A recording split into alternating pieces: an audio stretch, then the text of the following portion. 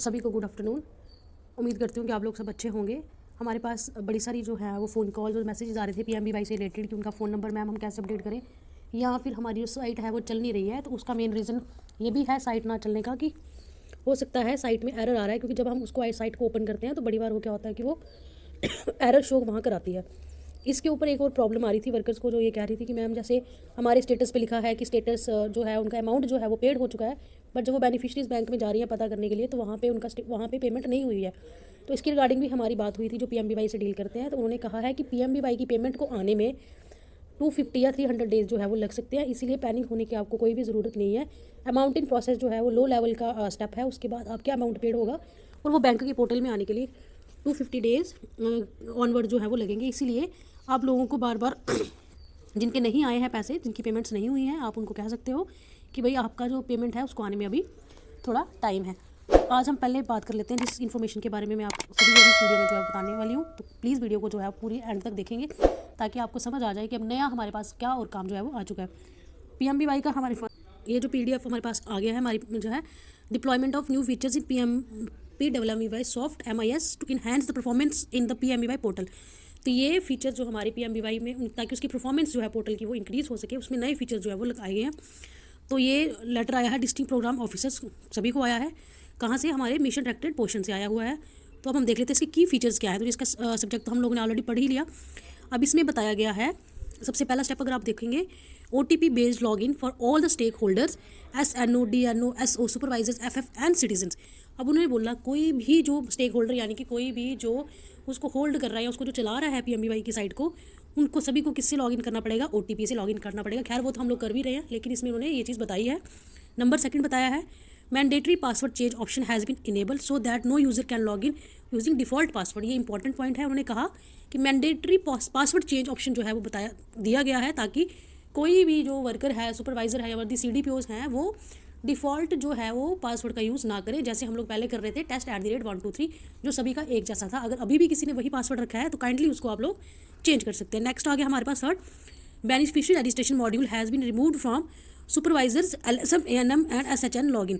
अब जैसे हमारे जो सुपरवाइजर्स का जो हमारा पोर्टल होता था, वहाँ पे भी बेनिफिशियरी रजिस्ट्रेशन का एक ऑप्शन होता था, जो कि अब उन्होंने क्या कर दिया है, सुपरवाइजर के वहाँ से रिमूव कर दिया। पहले सुपरवाइजर भी ऐड कर सकती थी बेनिफिशियरी को, जो उन्होंने अब क्या कर दिया है, उसको रिमूव कर दिया है। One mobile number can be used only once in a case of beneficiary registration for first child, कि फर्स्ट चाइल्ड के लिए एक ही मोबाइल नंबर यूज़ किया जाएगा। One mobile number can be used only once in the beneficiary registration for second girl child, और एक second girl child के लिए भी एक ही फ़ोन नंबर यूज़ किया जाएगा। इट मीन्स कि मान लो कोई नंबर आपने पहले किसी बेनिफिशियरी में डाला है और उसी नंबर को आप दूसरी बेनिफिशियरी में नहीं डाल सकते। कई बार कुछ वर्कर ऐसा कर लेती हैं कि उनके पास मोबाइल नंबर नहीं होता, तो वो अपना मोबाइल नंबर ऐड कर देती हैं अपनी बेनिफिशरीज के लिए। ये आप लोग अब नहीं कर सकते। क्यों? क्योंकि आपको वही नंबर, एक ही नंबर जो होगा वो डालना पड़ेगा। इसलिए बेटर होगा कि आप लोग बेनिफिशरीज का ही फ़ोन नंबर डालें, जो कि वर्कर्स कुछ लोग करती हैं ना, ऐसे कि मेरे पास फ़ोन नंबर नहीं है, कौन उनसे नंबर मांगेगा, लोग हमारे पीछे पड़ जाएंगे, तो वो अपना ही फ़ोन नंबर दे देती है। तो वो 1 2 3 जितनी उनके पास बेनिफिशरीज होंगी वो उन पे अपना नंबर दे देती है। अब आप ऐसा नहीं करोगे।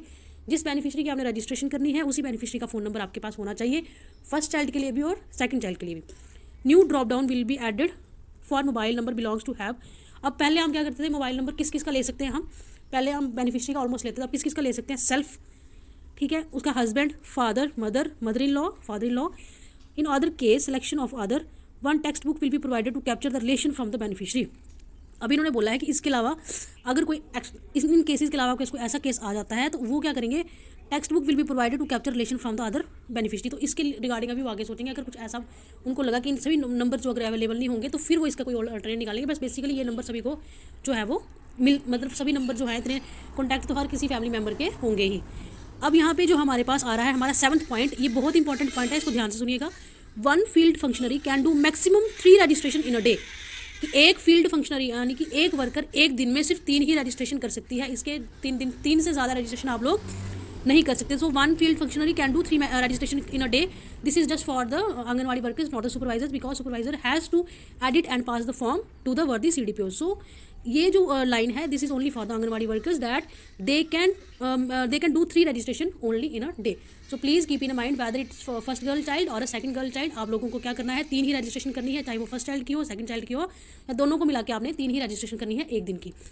नेक्स्ट हमारे पास आ गया report consisting list of stakeholder who have not change the password from default password or who have not changed the password after profile detail updation has been provided at SNO level for effective monitoring। अब इसमें एक चीज़ और इन्होंने बोला है, report करनी है उन स्टेक होल्डर्स की या उन जैसे हम वर्कर्स हैं उनकी जिन्होंने क्या किया है, which have not change the password from default password, जिन्होंने डिफॉल्ट पासवर्ड जो लगाए थे उसको चेंज नहीं किया है, या फिर उन्होंने अपनी प्रोफाइल अपडेट करने के बाद पासवर्ड चेंज नहीं किया है, तो उनकी जो मॉनिटरिंग होगी, उनकी जो सुपरविजन होगी वो एसएनओ यानी कि हमारे सीडीपीओ लेवल पे होगी। तो ये आप लोग ध्यान रखें, जब भी आप अपनी प्रोफाइल अपडेट करने के बाद आपने अपना पासवर्ड चेंज करना है। पहले आपने पासवर्ड चेंज करना है, जो अगर आपने test@123 लगाया है वो तो चेंज हो जाएगा। उसके बाद जब आपने अपनी प्रोफाइल अपडेट की, फिर आपने लॉग आउट करके अपना पासवर्ड रीचेंज करना है दोबारा से, तो आपका पासवर्ड होगा 2 बार चेंज। पहला होगा जब आप उसको नॉर्मल चेंज करेंगे, सेकंड जब आप अपनी प्रोफाइल अपडेट करेंगे उसके बाद आपको अपना पासवर्ड चेंज करना पड़ेगा। नेक्स्ट आगे, it has been found that field functionaries यानी कि हमारी आंगनवाड़ी वर्कर्स, आशा workers mobile number are same as CDPO MO और the supervisor. So in case mobile number has been deactivated, activated authority has been provided to DNO।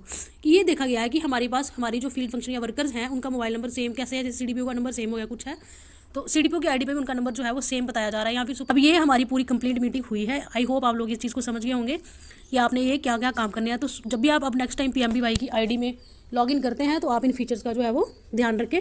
उम्मीद करती हूँ आपको ये वीडियो इन्फॉर्मेटिव लगी होगी। PMBY से रिलेटेड बड़ी सारी वीडियोज़ मैंने ऑलरेडी अपने चैनल पर अपलोड किए हैं।